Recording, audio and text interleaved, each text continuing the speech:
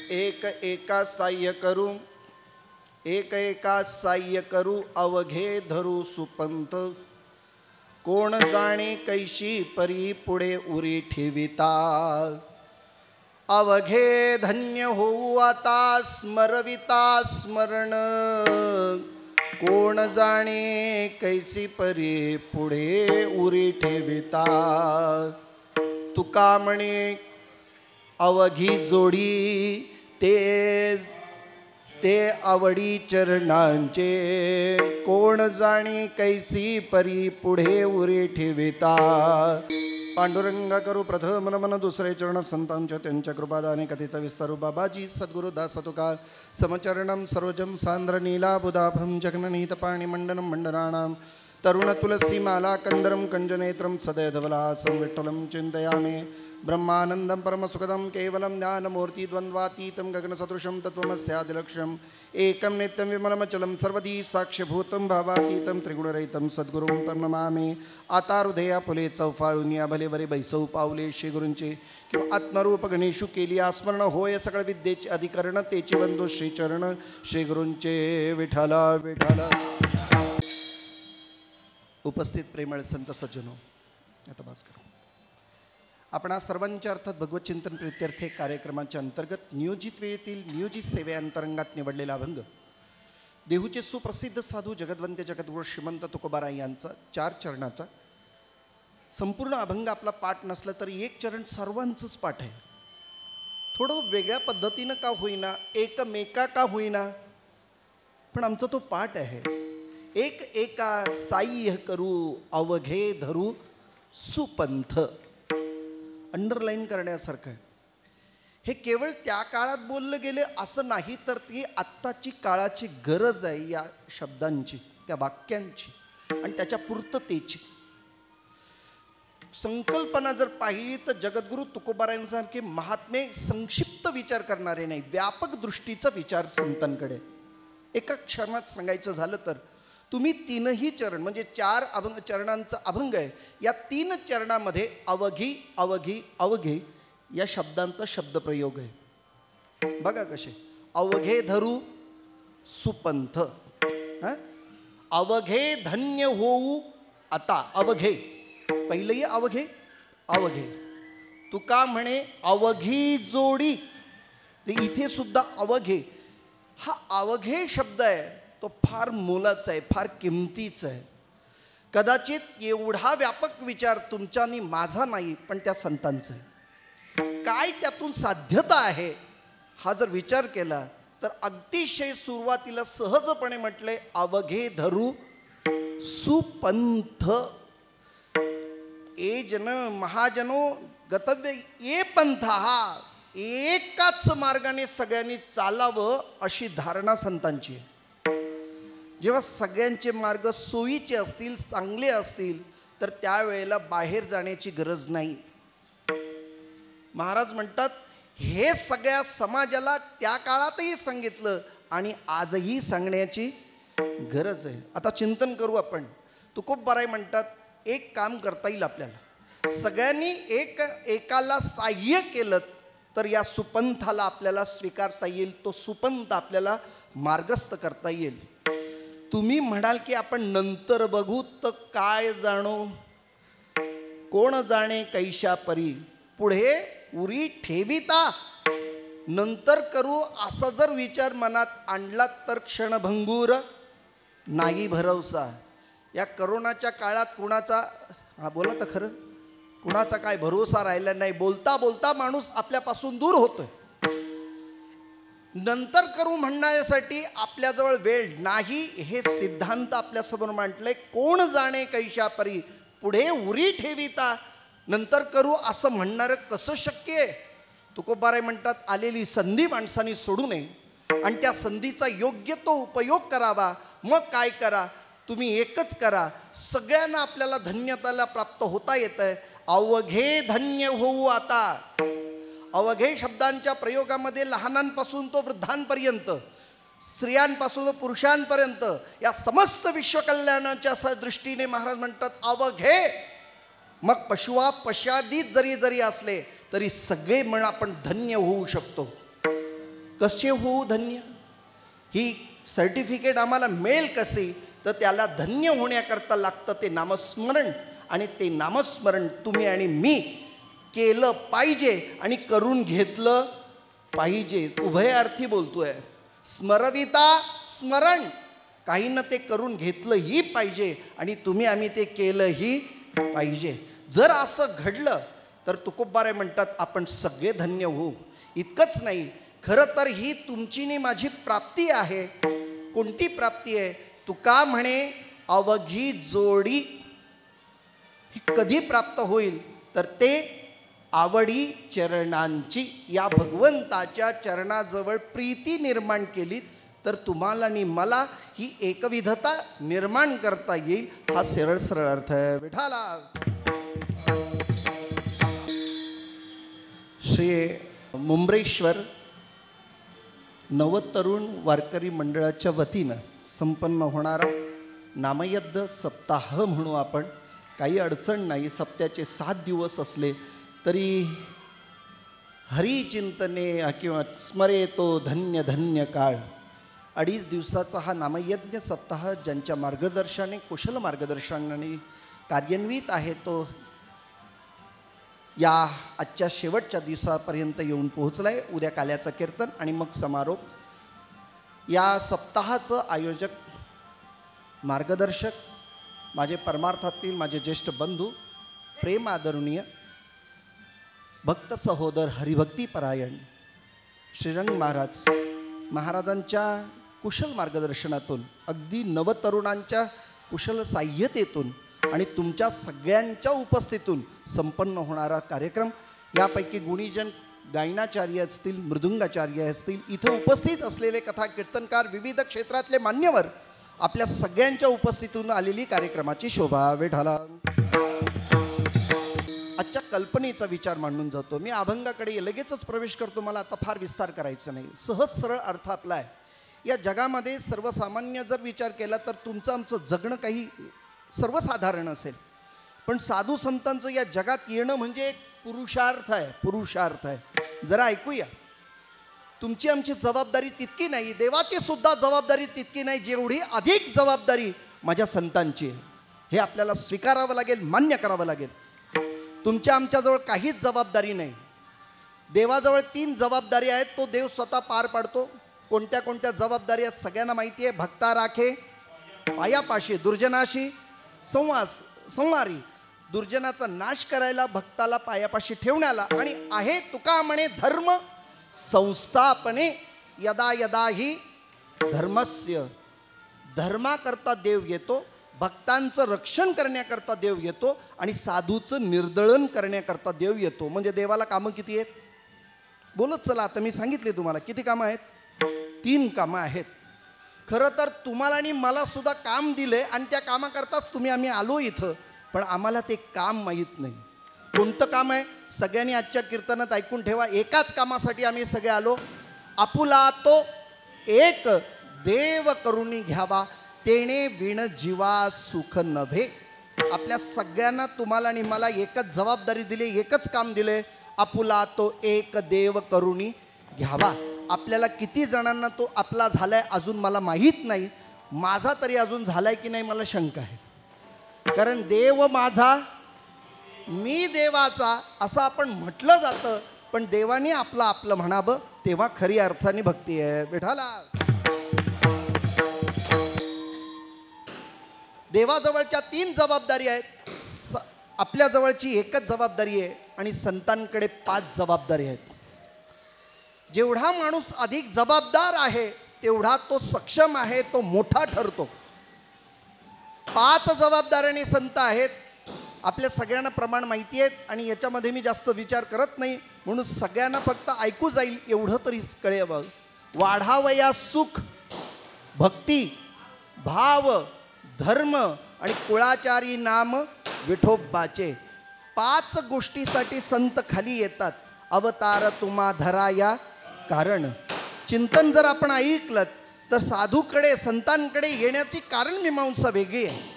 सर्व व्यापक असलेल्या परमात्म्याच्या भूमिकेतून संतांनी आपली ही बुद्धी व्यापक केली. या समस्त विश्व कल्याणाकरता संतांचं जीवन आहे, अर्थात त्यांचं जगणं आहे. विठाला आपण जर या विचार केलात तर या विश्वकल्पनेचा विचार अगदी ऐका. आपण किती संक्षिप्त विचार करतो त्याचा परिणाम काय, आणि व्यापक विचार केला तर त्याचा परिणाम काय. एकच उदाहरण अगदी तुम्हाला ज्ञात असेल असं समजून मी तुमच्या समोर मांडतो. आपल्याकडे रविवारचा दिवस आहे, आपण कुटुंबातली माणसं आहोत असं गृहीत धरा. इकडे लक्ष द्या माझ्याकडे. कुटुंबातली माणसं आहोत असं गृहीत धरा. आपल्या कुटुंबातली संख्या किती आहे हो? बोला ना तुम्ही काहीतरी. हम दो बोलत चला तुम्ही. हम दो हमारे दो. आणि आई बाबाला कुठं टाकायचं, बहीण भावाला कुठं टाकायचं. आमची संकल्पना समजली. आपण एवढे मर्यादित आहोत. जरा विचार करा काय घडलं. एका दिवशी आपण अशी कल्पना करा, आपल्या घरामध्ये आपणच रविवारच्या दिवशी, सुट्टीच्या दिवशी घरात सगळे आहोत, दुपारची वेळ आहे आणि खूप गरम होतोय, म्हणून फॅमिली पॅक आईस्क्रीम आणलंय. कल्पना तर करा. आणला 2 मुलं आणि आई बाप दोघे, एकूण 4. त्या आईस्क्रीमचे 4 समान भाग केले. आता फक्त डिशमध्ये घ्यायचं आणि चमच्याने खायचं. एवढाच विचार होता, एवढ्यात दारावरची बेल वाजली. लक्षात आलं ना? दारावरची बेल अशी उगाच वाजत नाही, म्हणजे कोणीतरी आलं. काय केलं असेल आपण कल्पना तर करा. काय केलं असेल? ते तसंच्या तसं ताट होतं, ते सोफ्याखाली सारलं. दरवाजा उघडला. जो कोणी व्यक्ती होता तो डायरेक्ट आला, नेमका सोफ्यावरच बसला. असं वाटलं हा आता जाईल, नंतर जाईल, आता जाईल, नंतर जाईल. करता करता 15-20 मिनिटं गेली. एकदाचं त्याला घालवलं. पण लक्षात येतंय ना तुमच्या? काय केलं बोला लवकर. आईस्क्रीम खाल्लत का? का नाही खाल्लत? आपल्या पैशाचं होतं, आपण आणलेलं होतं, खाण्याचा अधिकार आपला होता, पण खाता आलं का? नाही, मला सांगा ना तुम्ही, खाता आला का? नाही खाता आलं. खाता आला असता की नसता? असता. कसा आला असता? आता हे महत्वाचं आहे, हे शिकायचं आहे आपल्याला. काय आम्हाला खाता आला असता, काय करावं लागलं असतं हो? या चौघातला थोडा थोडा भाग त्यालाही दिला असता तर तोही सुखी झाला असता आता, आणि आपणही सुखी झालो असतो. म्हणजे सुखी होण्याकरता वेगळी कल्पना नाही, दुसरा सुखी झाला आपण सुखी होतो. कल्पना करा, आता आंब्याचे दिवस मोहर आले. आपल्याच घरातल्या दाराच्या समोर असलेल्या आंब्यालाच मोहर आला आणि गावातल्या कुणाच्याच आंब्याला मोहर आला नाही. आम्हाला किती बरं वाटतं नाही का? हा, एवढे रुपये खर्च केले फुकट नाही, एवढी मशागत गेली फुकट नाही, आंब्याला एकट्याच्याच मोहर आला. पण मी एक वाक्य बोलून जातो, मोहर फक्त बघा, आंबे नुसते मोजा, पण खाणारे दुसरेच असतील. का हो? त्याचं कारण एवढं आहे, जर तुम्ही बाकीच्यांना सुद्धा मोहर आलं तर तुम्हाला सुद्धा स्वतःचे आंबे खाता येतील. विश्वव्यापक कल्पना दुसरी तिसरी काही नाही.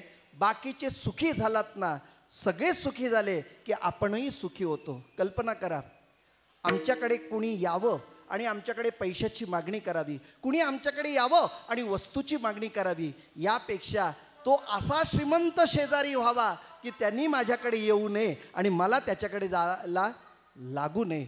व्यापकता आहे की नाही? मग हीच जी कल्पना आहे, ही व्यापकता केव्हा येईल? तेव्हा या साऱ्या जणांनी आपण एकमेकांना साह्य केलं, मदत केलं तरच घडू शकतं. आणि म्हणून ती व्यापक कल्पना अभंगाच्या प्रथम तर. या जगामध्ये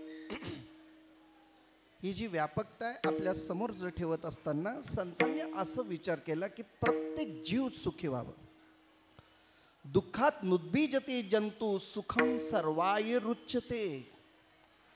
तुमचा आणि माझा स्वभाव सुखाचा आहे कारण आमचा अंश सुखाचा आहे. आम्ही ममई अंश परमात्म्याचे अंश आहोत आणि परमात्मा सुखरूप आहे, म्हणून आम्हाला सुद्धा सुखाची गरज आहे.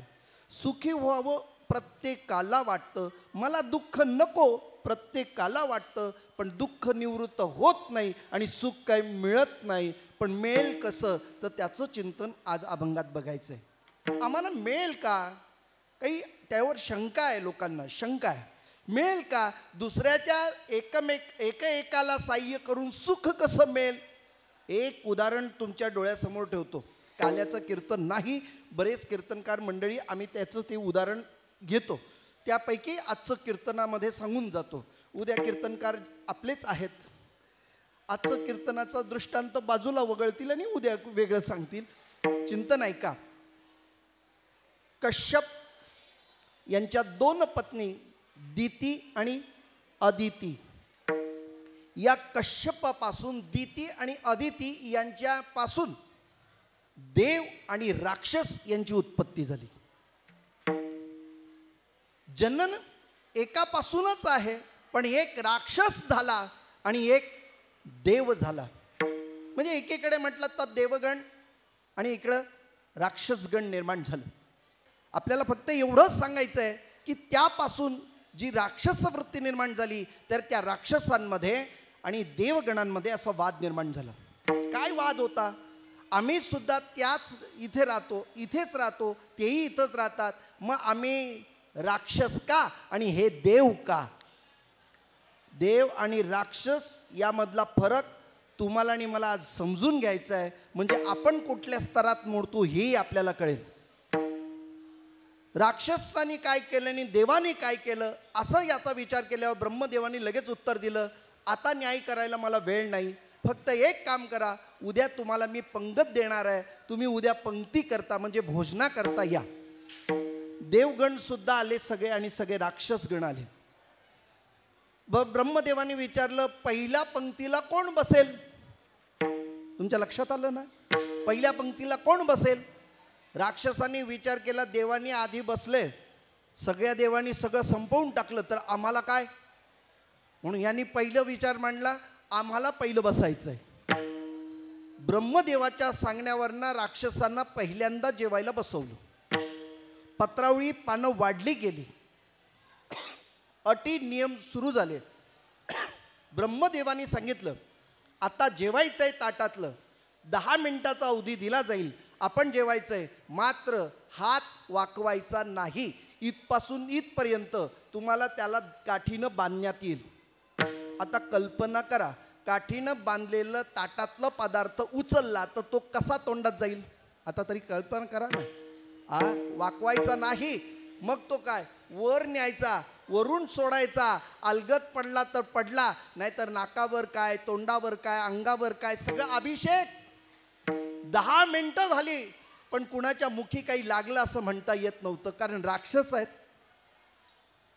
परीक्षा संपली आणि आता दुसऱ्या पेपरची तयारी झाली. विद्यार्थी आले, अर्थात देवगण आले. देवाला सुद्धा हाच नियम लागू केला. सगळे देव बसले आणि ब्रह्मदेवानी सांगितलं, आता जेवायला सुरुवात करा, तुमची वेळ आता सुरू होते. त्यांना सुद्धा कामट्या बांधल्या गेल्या, हात बांधले गेले. पण देवानी काय केलं? समोरासमोर बसले, यानं त्याला भरवायचं. तुमच्या लक्षात आलं ना आता? आणि यानं याला भरवायचं, यानं त्याला, त्यांनी याला, एकाला काय केलं? बोला आता लवकर. साह्य केलं. परिणाम 8 मिनिटात जेवण पूर्ण झालं. म्हणजे दुसऱ्याला देतो तो कोण? देव. माना की नाही? नसेल कळत तर मी अजून बोलतो. जो देतो तो देव. काय वाक्य बोललो मी? जो देतो तो देव आणि घेतो तो जीव. जीव काय घेतो? तर जीव घेतो. अजून काय सांगायचं? देतो तो देव. बघा, देणारी माणसं देवतुल्य असतात. अगदी काही नाही ना, एखाद्या तंबाखूवाल्याला चुनावाला भेटला ना, तरी तो काय म्हणतो? वाक्य बोला लवकर आता. बरं झालं तुम्ही हे चुना लावायला. म्हणजे नुसत्या साध्या चुन्यावर, टिचभर चुन्यावर, नगभर चुन्यावर सुद्धा आम्हाला देवत्व प्राप्त होतं. याचा अर्थ देणं हे तुमचं आणि माझं कर्तव्य आहे. विठाला आता फक्त एवढंच सांगा, राक्षसांना जेवता आलं नाही, देवांना जेवता आलं. याला कारण काय आहे हो? एका साह्य करू. सर्वसाधारण विचार आहे. आम्ही जेव्हा एकाला साह्य करतो त्याच वेळेला आम्हाला एका सरळ मार्गाने अवलंबन करता येतो. तो मार्ग म्हणजे पंथ. आता चला, सुपंथ या गोष्टीचा विचार महाराज आपल्या हरिपाठामध्ये बऱ्याच वेळेला ज्ञानोबराय त्याचा विचार मांडतात. रामकृष्ण पंथ क्रमेला, रामकृष्ण पंथ ज्ञानदेव जिणे नामाविण व्यर्थ, रामकृष्ण पंथ क्रमेला. आपल्याला लक्षात येईल, मला माहिती आहे. हा, इतकंच नाही, ज्ञानोबराय ज्या अर्थी पंथ सांगतात त्या अर्थी पंथ नक्कीच असला पाहिजे. ज्ञानोबराय असंही म्हणतात, रामकृष्ण पंथ क्रमेला म्हणजे त्या मार्गाने जा असंही म्हणतात. आणि ज्ञानोबरायच काय म्हणतात, वायाणिक पंथा जाशी धणे, नामा परते तत्व नाही रे अन्यथा, वाया आणिक पंथा जाशी धणे. म्हणजे पंथ कुठला तरी आहे एवढं तर मान्य करूया आपण. महाराज म्हणतात, तेणेची पंथे चालू जाता, न पडे गुंता कोठे काही. मुनी वेद मार्गे मुनी गेले, त्याची मार्गे चालिलो. महाराज म्हणतात, याच पंथाने आपण चालावं. पण तो पंथ कोणता? आता एवढे पंथ आलेत. आता पंथाचा विचार करायला आपल्याला वेळ नाही. पण मी वारकरी संप्रदायाच्या ज्येष्ठांच्या, थोरा मोठ्यांच्या एका विचारसरणीतून तुमच्या पुढे हा प्रयत्न करतो. पंथासाठी 5 गोष्टींची गरज आहे, तर त्याला पंथ म्हणता येतं. विठाला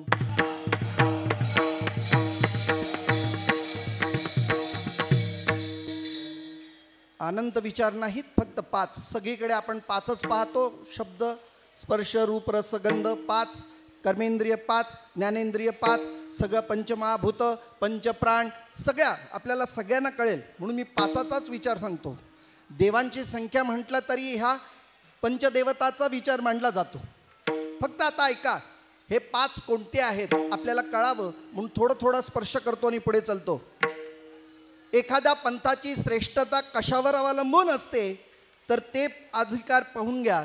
पहिलं म्हणजे त्याचं देव, दुसरं त्याचं संत, तिसरं त्यांचं ग्रंथ, चौथं त्यांचं तीर्थक्षेत्र आणि 5वं त्यांची साधना. विठाला